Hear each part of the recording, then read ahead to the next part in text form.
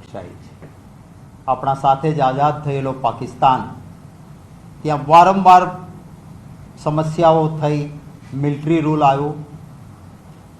એ વખતે જે આઝાદ થયા પછી દેશને બંધારણ આપ્યું, કોંગ્રેસ પક્ષની બહુમતી હતી, બાબા સાહેબ આંબેડકરની અધ્યક્ષતામાં બનેલું એ બંધારણ એને સેલ્યુટ કરવી પડે કે દેશમાં સત્તા પરિવર્તનો થયા પણ એ લોકશાહી ઢબે થયા અને આપણા દેશમાં ક્યારેય લોકશાહીને લઈને ક્યારેય તકલીફો નથી ઊભી થઈ। ત્યારે આજે લોકશાહીમાં ચૂંટણી છે એ પણ એક પવિત્ર પર્વ છે।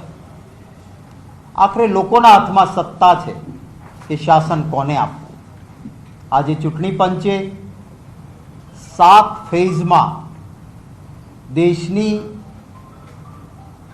લોકસભાની અને 5 રાજ્યોની ચૂંટણીઓની જાહેરાત કરી છે। મને મારા પક્ષ વતી ચૂંટણીની થયેલી જાહેરાતોને આવકારતા ખૂબ આનંદ થાય છે। મેં કહ્યું એમ લોકશાહીમાં આખરે જનતા જનાર્દન મહાન છે, લોકોના હાથમાં સત્તા છે અને આ એ જ દેશની જનતા છે કે જેમણે કોઈ પણ જાતના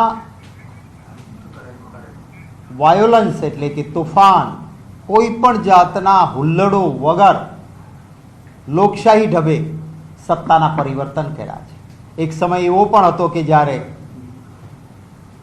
દેશના વડાપ્રધાન હતા ઇન્દિરા ગાંધીજી, એ હાર્યા પણ ખરા અને સત્તાથી બહાર પણ કોંગ્રેસ રહી, પણ થોડા જ સમયમાં દેશની જનતાને લાગ્યું કે આ ભૂલ હતી અને ઇન્દિરાજીને ફરી વડાપ્રધાન બનાવ્યા, કોંગ્રેસને શાસન આપ્યું અને જીવા ત્યાં સુધી એ વડાપ્રધાન પણ રહ્યા। એટલે આ દેશની, આપણા દેશની જનતાની આ તાસીરને હું બિરદાવું છું। 7 ફેઝમાં જે ચૂંટણીઓ યોજાવાની છે એમાં આપણું ગુજરાત એનો ફેઝ એ 3જો ફેઝ છે અને 3જા ફેઝમાં જ્યારે ગુજરાતની ચૂંટણીઓ છે એમાં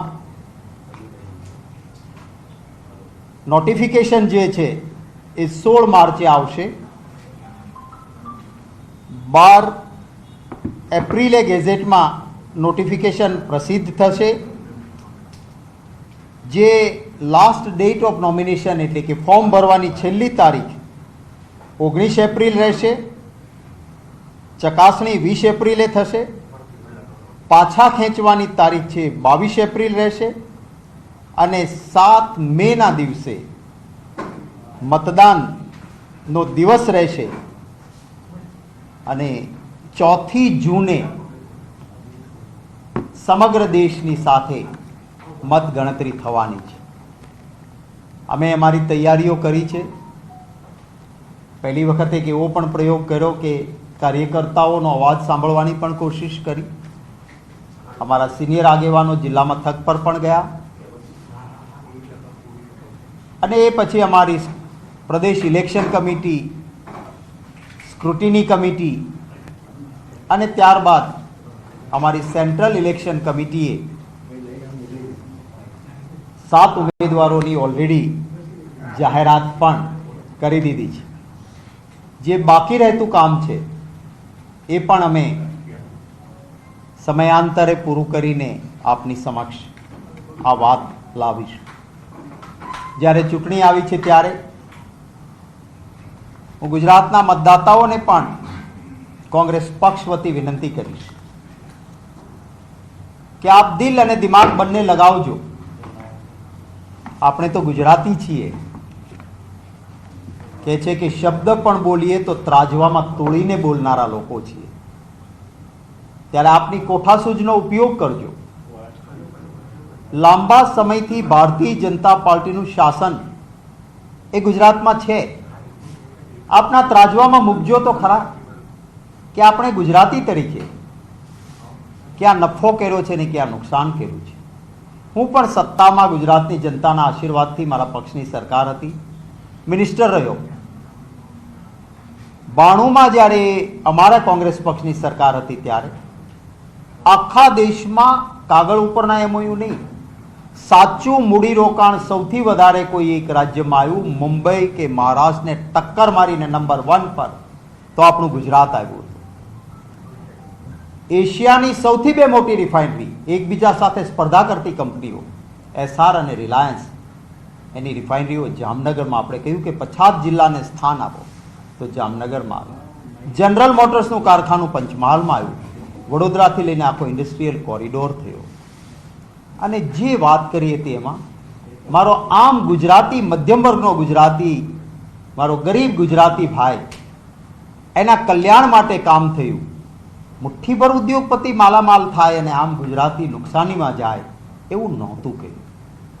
હું મારા વાળા ગુજરાતીઓને વિનંતી કરીશ કે આપ થોડું દિલથી વિચારજો.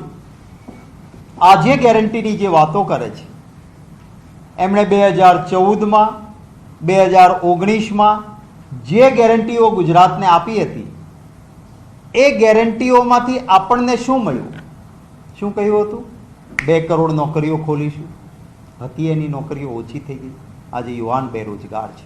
ખેડૂતને કહ્યું હતું આવક બમણી કરીશું, અરે ખર્ચ બમણો થયો, ખેડૂતની આવક તો બમણી નહીં થઈ. કાળું ધન પાછું લાવીશું ને 15-15 લાખ એકાઉન્ટમાં નાખીશું. આવ્યા કોઈના એકાઉન્ટમાં? ઉલટું કાળું ધન તો બહાર વધી ગયું. પેટ્રોલ અને ડીઝલ સસ્તું કરી દઈશું. એ ડબલ થયું કોંગ્રેસના શાસન કરતા.